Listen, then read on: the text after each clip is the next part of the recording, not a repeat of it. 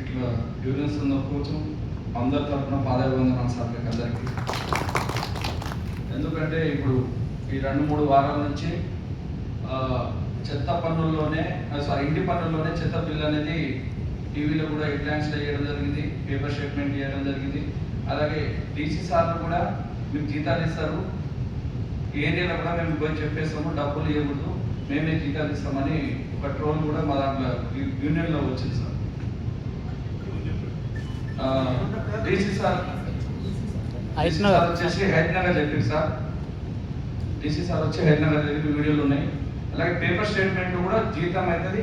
ఇంటి వాళ్ళు కూడా చాలా మంది ఏమడుగుతున్నారంటే పేపర్ స్టేట్మెంట్ వచ్చింది, ఏదైతే ఇంటి పనిలోనే చెత్త బిల్లు మీకు ఇయ్యం బాబు అని కూడా చాలా మందికి మాకు చెప్పడం జరిగింది సార్. అది పెద్ద భయంతో ఈరోజు ఇంతమంది రావడం జరిగింది. మీరు 20-30 మందికి ఫోన్ చేసినా కానీ 300-400 మంది దాకా అందరూ వచ్చారు. ఇంకోటి ఏంటంటే మెయిన్ సమస్య ఇప్పుడు మీరు అన్నారు కదా సార్, చెత్త సరిగ్గా జరుగుతలేదు, సర్కిల్ పెరిగినాయి, అన్ని పెరిగినాయి అంటారు. కానీ మా జీతాలు వచ్చేసి ఏదైతే 2015లో జియో 50 రూపాయలు అనేది ఇచ్చిరో ఆ జియోకు కొద్ది మార్చి చేయండి సార్, 150 ఇట్లా చేయండి, మేము బరాబర్ పనిచేస్తామని చెప్పి ఎన్నోసార్లు కాలేదు సార్. అది ఇంకో విషయం ఏంటంటే 16 సంవత్సరాలు అయింది సార్. ఏదైతే తెలంగాణ గవర్నమెంట్ ఉన్నప్పుడు 2500 బండ్లు ఉన్నాయో అవి మొత్తానికి ఖండమైనవి సార్.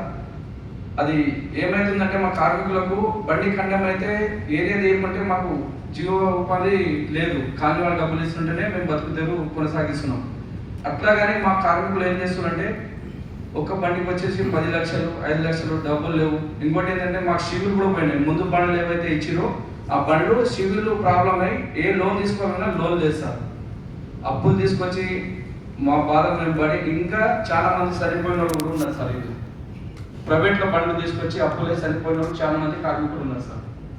ఇంకో విషయం ఏంటంటే సార్, డంపింగ్ యార్డ్లో కరోనా టైంలో దాదాపు 12 మంది మా కార్మికులు చనిపోయారు సార్. వాళ్ళ కుటుంబం కూడా రోడ్డు మీద పడ్డది. వాళ్ళు పిల్లలు చిన్న పిల్లలను తీసుకొని వాళ్ళ భార్యలు పనిచేసి కుటుంబానికి సాగే తీసుకొస్తారు.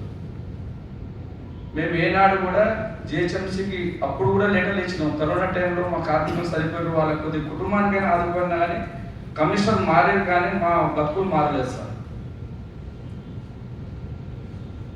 ఇప్పటికీ రామ్కీకి ఒప్పందం అని జీవోలకి ఏదైతే బల్క్ గార్బేజ్ కానీ ఇంటింటి చెత్తకు ఆన్లైన్లో తొలగించి మా జీవోపాధిని కలిపేయండి సార్. ఎందుకంటే భయాందోళనతోనే పనిచేస్తున్నాం, ఎప్పుడేం చేస్తామో తెలియదు. వాళ్ళు ఇప్పటికే ప్రచారం చేసుకుంటున్నారు, ఆ సిటీ లక్నో సిటీ చేస్తున్నాము, పూణేలో మేమే చేస్తున్నాము, మీకు అందరినీ తీసేస్తామని మా కార్మికులు డైరెక్ట్ డంపింగ్ యార్డ్నే భయపెట్టడం కూడా కొట్టడం కూడా జరుగుతుంది సార్. ఇంకో చిన్న విషయం ఏంటంటే సార్, ఏ డంపింగ్ యార్డ్లో కానీ లేడీస్ కార్మికులు ఉన్నారు, ఒక బాత్రూము లేకపోతే ఒక నల్ల చేతులు గడుపుకోవడానికి ఇప్పటికీ ఒక సౌకర్యం లేదు సార్ ప్రతి డంపింగ్ యార్డ్.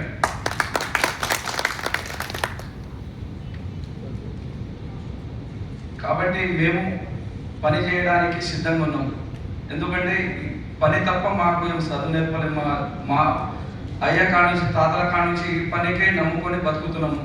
ఖచ్చితంగా రామ్కీలో జియో క్యాన్సల్ చేస్తారా, లేకుంటే మాకు కొత్త జియో ఇచ్చి మీ కాలనీలో మీ ఏరియా ఇక్కడికి పో, మీరే బరాబర్ పనిచేస్తే మీకే ఉంటుందని ఒక జియో అయినా మాకు ఇవ్వాలని అందరం పాదాభివందనాలు చేస్తుంది.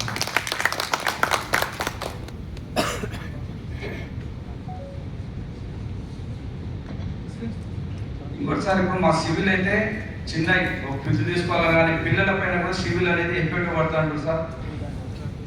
అన్ని బ్యాంకులు మా ఇక్కడ ఉన్న అందరు ఆధార్ కార్డు ఇచ్చిన ఒక్కరికి కూడా సివిల్ చేస్తారు. లేట్ పేమెంట్ జిహెచ్ఎంసీ ఏదైతే 2500 ఆటోలు ఇచ్చినావో అవి ఇప్పటికి ఒక్కొక్క బండికి వచ్చేసి 80,000 డ్యూ పేమెంట్ అనేది పడి నోటీసులు కూడా మా ఇంటి దాకా వచ్చినాయి సార్. రూమ్ మారుస్తున్నాము కానీ ఫోన్లో అయితే మిషన్లు అయితే ఇప్పటికి ఉన్నాయి సార్. అందరూ చూపేమని చూపిస్తాం. దయచేసి మమ్మల్ని గుర్తించి మా ఏదైతే రామ్కీలో జియో ఉందో అది రద్దు చేసి మాకు అందరినీ కాపాడాలని అందరి మాట అదే సార్. ఇంకా అది మా